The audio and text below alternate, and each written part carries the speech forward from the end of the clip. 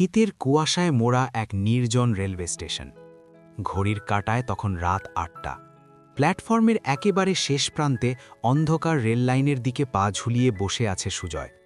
চোখে মুখে তার রাজ্যের হতাশা আর ক্লান্তি। দূর থেকে একটা ট্রেনের হুইসেল শোনা যাচ্ছে।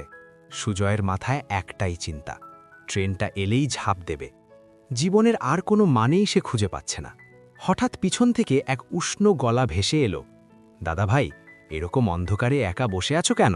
এসো, আমার স্পেশাল আদা চা খেয়ে দেখো, মনটা একেবারে ফুরফুরে হয়ে যাবে। সুজয় চমকে ঘাড় ঘোরালো। দেখল একজন মাঝবয়সী লোক, হাতে চায়ের কেটলি।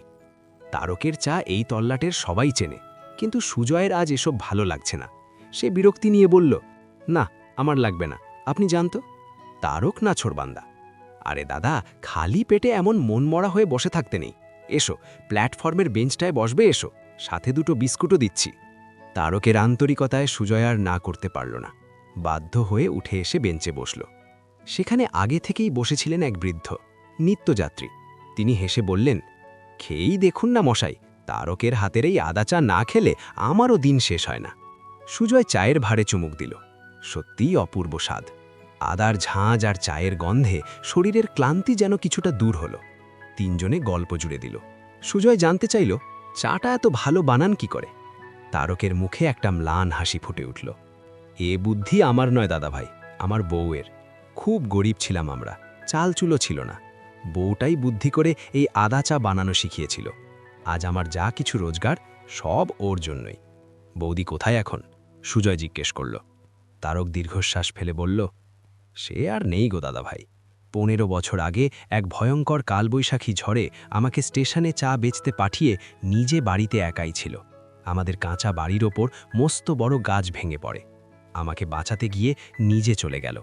কিন্তু আমি জীবন থেকে পালিয়ে যাইনি দাদা ভাই। ওর স্মৃতি আঁকড়েই এই স্টেশনে আজও চা বানিয়ে যাচ্ছি। মানুষকে চা খাইয়েই আমি ওর বউয়ের ভালোবাসাটা বাঁচিয়ে রেখেছি। সুজয় অবাক হয়ে শুনল, এত বড় শোক নিয়েও একটা মানুষ কি সুন্দর বেঁচে আছে। বৃদ্ধ এবার কথা বলে উঠলেন, ঠিক বলেছ তারক, জীবন মানেই তো লড়াই। সুজয় বৃদ্ধের দিকে তাকালে তিনি নিজের গল্প বলতে শুরু করলেন। জানেন ভাই, আমার ছেলেও আজ অনেক বড় মানুষ, চাকরি নিয়ে বিদেশে। আমার স্ত্রীকে নিয়ে সে সেখানেই চলে গেছে, কারণ তাদের বাচ্চার দেখাশোনা করার লোক দরকার। আমাকে এই দেশে একা ফেলে গেছে।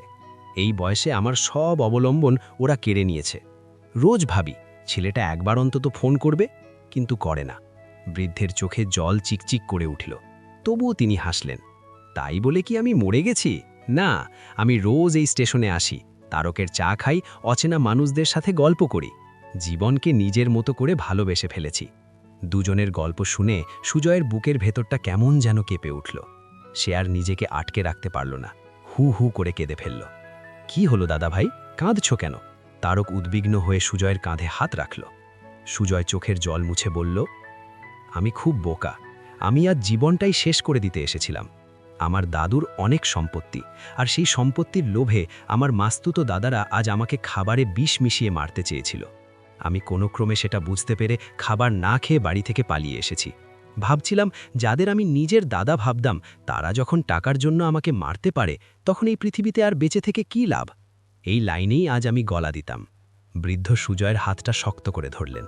পাগল ছেলে, সম্পত্তির জন্য নিজের অমূল্য জীবনটা শেষ করে দেবে? চেয়ে দেখো আমাদের দিকে, তারক তার ভালোবাসার মানুষকে হারিয়েছে, আমি আমার পরিবারকে হারিয়েছি, তবুও বেঁচে আছি। আর তুমি সামান্য কিছু ইট কাঠ পাথরের সম্পত্তির জন্য মরতে বসেছ? তারক চায়ের ভাতটা সুজয়ের হাতে দিয়ে বলল, মরে গেলে তো ওরাই জিতে যাবে দাদা ভাই, তার চেয়ে বেঁচে থাকো, নতুন করে জীবন শুরু করো, নিজের পায়ে দাঁড়াও, তারপর পুলিশের কাছে গিয়ে ওই অপরাধীদের শাস্তি দাও। জীবন অনেক বড় গো দাদা ভাই। দূরে আবার একটা ট্রেনের হুইসেল বেজে উঠল। তবে এবার আর সুজয়ের মনে মৃত্যুর ইচ্ছা জাগল না। তার মনে হলো, এক কাপ আদা চা আর দুজন অচেনা মানুষ আজ তাকে নতুন করে জন্ম দিল। সুজয় উঠে দাঁড়ালো। পকেট থেকে বিষ মেশানো খাবারের প্যাকেটটা ডাস্টবিনে ফেলে দিল। তারপর তারক আর বৃদ্ধের দিকে তাকিয়ে একটা স্বস্তির হাসি হাসল। চাটার দাম কত হলো দাদা? সুজয় পকেটে হাত দিল। তারক হেসে বলল, আজকের চাটা আমার তরফ থেকে থাক দাদা ভাই, তোমার নতুন জীবনের জন্য। স্টেশনে ট্রেন এসে থামল। সুজয় এবার আর লাইনে ঝাঁপ দিতে নয়, বরং নিজের অধিকার আর নতুন একটা সকালের খোঁজে ট্রেনে গিয়ে উঠল। পিছনে পড়ে রইল এক অদ্ভুত প্রশান্তি।